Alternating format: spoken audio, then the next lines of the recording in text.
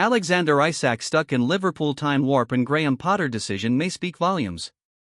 It's fair to say new Sweden boss Graham Potter did not want to get into the weeds of Alexander Isak's fitness issues when prompted on Wednesday.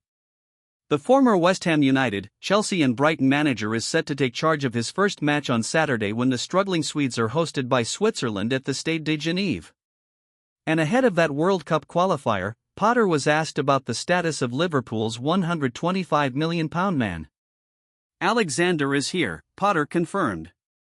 "I've spoken briefly with him. He's feeling well, has no issues." It was far from a booming statement with regards to his star player, but right now, Isak could do without the noise and the bluster. Nearly 2.5 months into his time on Merseyside, and the former Newcastle United star finds himself at the same juncture he arrived at the start of September. Isak has played just 253 Premier League minutes of the 720 played by Liverpool since he signed at the start of September, excluding stoppage time, and his last run-out for his new club came in a 45-minute cameo against Eintracht Frankfurt on October 22, when he picked up a groin injury. As a result, the 26-year-old has largely watched on in recent weeks, helpless to stop a run that now stands at 7 defeats in the last 10 games in all competitions, dating back to late September when the Premier League champions were beaten at Crystal Palace. Had Liverpool been in Sunday's game with Manchester City, there was the option for Arne Slot to call upon the most expensive player in British football history off the bench. After returning to training last week, Isak was in the matchday squad at the Etihad, but as the contest slipped away from the Reds and City ran riot, it felt like a risk that wasn't worth taking, particularly after the outstanding Jeremy Doku had fired home the third on the day just after the hour mark. Slot declared after the October international break that Isak was now ready to be held to a higher standard after being allowed a grace period to get up to speed following a preseason program that was decimated by how his acrimonious move to Liverpool played out across July and August. However, since the Reds returned to action in mid-October, the forward has made just one Premier League appearance, which was the 2-1 loss to Manchester United at Anfield nearly a month ago. Try as he might, the attempts to build up some steam and momentum have so far fallen flat. Slot, in fact, was forced to row back on that assessment when speaking before the defeat to Man City, saying, "I know that I said 3 weeks ago that his preseason has ended, so now it's time for us to see where he is. But I have to come back to those words. Because if you are 3 weeks only with the rehab, that doesn't bring you back to the levels he was 3 weeks ago. Although, our rehab team is doing an incredible job. But you cannot compare rehab with games of football or training sessions with the team. As much as we try to replicate it, that's simply not possible. So, again I have to say, give him some time." It's why once more Isak arrives on the international scene at Sweden, with Liverpool crossing their fingers and hoping their club record signing is handled with care. The Reds were in regular contact with the backroom team of former boss John Dahl Tomasson during the September and October breaks, most notably with Ben Rosen, their performance manager. Rosen remains in situ as part of Potter's backroom staff, so it's unlikely the lines of communication have now closed where Isak and Liverpool are concerned.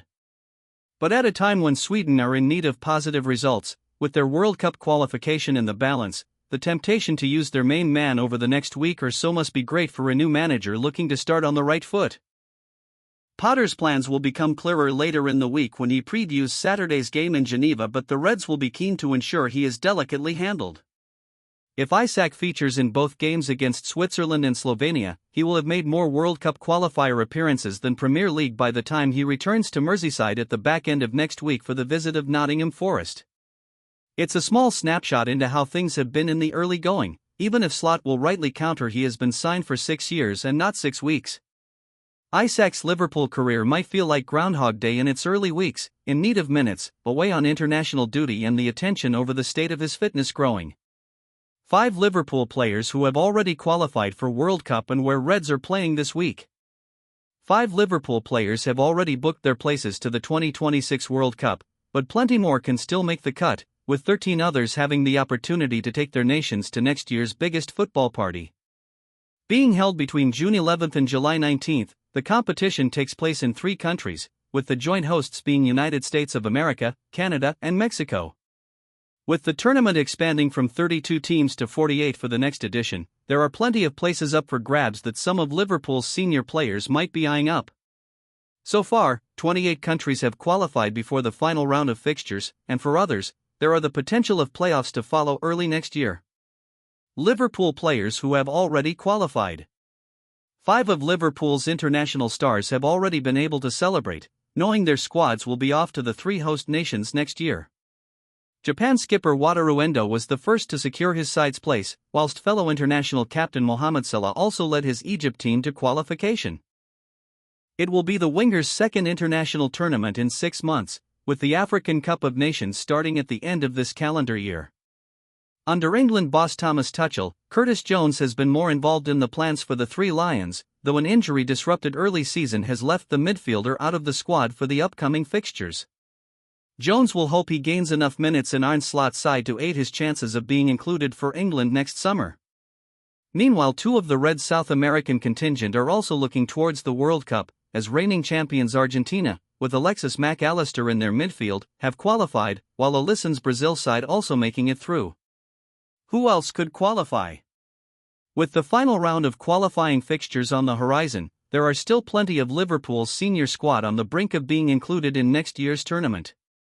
The Netherlands find themselves needing 1 win in their last 2 qualifiers, with the likes of Virgil van Dijk, Ryan Gravenberch, Cody Gakpo and Jeremy Frimpong all eyeing the tournament, although the fullback will be unavailable for the upcoming fixtures due to injury.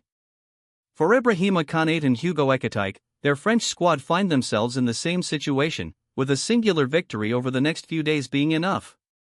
Things aren't so easy for Hungary, as Dominik Szoboszlai and Milos Kerkez need to find some good results, whilst being in a fight with Ireland and Armenia for a playoff position.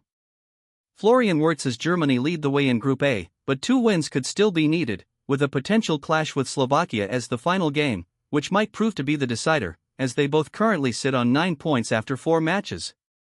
Scotland have already secured a playoff place, but 2 wins in their final couple of games would see Andy Robertson's side heading straight through at top spot. Italy find themselves in the same situations as the Scots, as wins against Moldova and Norway would provide them with enough points to go top of their group. However, Liverpool's Federico Chiesa won't be part of the November squad, as the winger has made himself available for international call-up. Connor Bradley and Alexander Isak are both still able to make it through the playoffs, thanks to their Nations League ranking. The Northern Ireland squad can still get that via the group, but Sweden are pretty much dead and buried in terms of their qualifying fixtures, with the Nations League route offering them a World Cup lifeline. Lastly, Georgia could still mathematically qualify, but for Georgi Mamardashvili, a World Cup trip is looking unlikely. Despite being on loan at Roma this season, Kostas Tsimikas is still a Liverpool player, though unfortunately for the Greece national side, they have already been knocked out, with no chance of qualifying through the group, or by their Nations League ranking.